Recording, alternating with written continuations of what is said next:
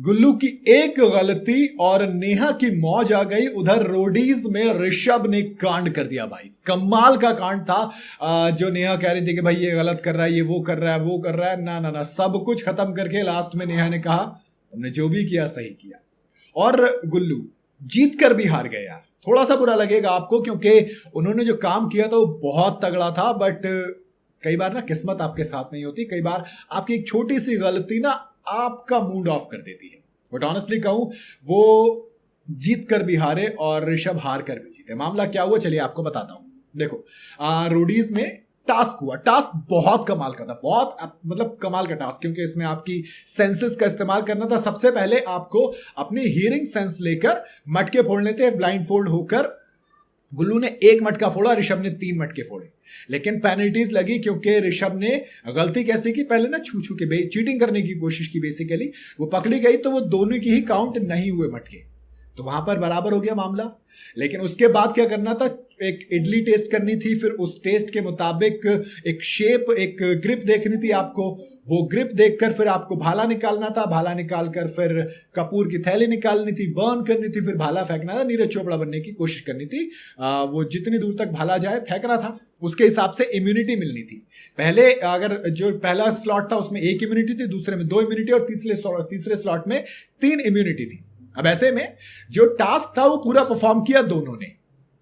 लेकिन हुआ कहां पे, अब देखो गुल्लू ने ये टास्क था, इसमें टाइम की भी वैल्यू थी, क्योंकि अगर आप पेनल्टी लगती है तो उसमें आपको -30 सेकंड मिलने थे। अगर आप मटका फोड़ते तो ऋषभ ने 3 मटके फोड़े थे, उनको -90 सेकंड मिलने थे, लेकिन नहीं मिले क्योंकि उन्होंने चीटिंग की। सेम चीज गुल्लू को 1 मटके के लिए -30 मिलने थे, लेकिन नहीं मिले क्योंकि उनसे भी गलती हो गई थी।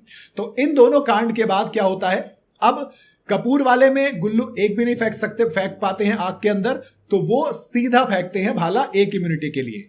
ऋषभ 2 इम्यूनिटी के लिए भाला फेंकते हैं क्योंकि वो 1 कपूर फेंक देते तो थोड़ी सी आगे से फेंकने का मौका मिलता है उनको। लेकिन दिक्कत पता है कहां पर होती है, दिक्कत वहां पर होती है जब वो जो शेप था, वो जो गेस करना था ना इडली खाने के बाद। अब गुल्लू ने ये जो पूरा टास्क था 4 मिनट 44 सेकंड में 45 सेकंड में किया था, और ऋषभ ने 5 मिनट से ज्यादा का वक्त लिया था। तो टाइम के हिसाब से गुल्लू जीत गए थे, गुल्लू जीत गए थे। लेकिन मैंने कहा ना गुल्लू जीत कर भी हार गए थे क्योंकि गुल्लू ने भाला गलत चूज कर लिया था। गुल्लू उस ग्रिप को नहीं समझ पाए थे जो ग्रिप उनको लेनी थी, जिसकी वजह से उनके टाइम में 90 सेकंड ऐड हो गए, और वो 90 सेकंड ऐड होते ही ऋषभ इस टास्क को जीत गए। जी हाँ, गुल्लू हार कर भी जीते और ऋषभ जीत कर भी हार गए।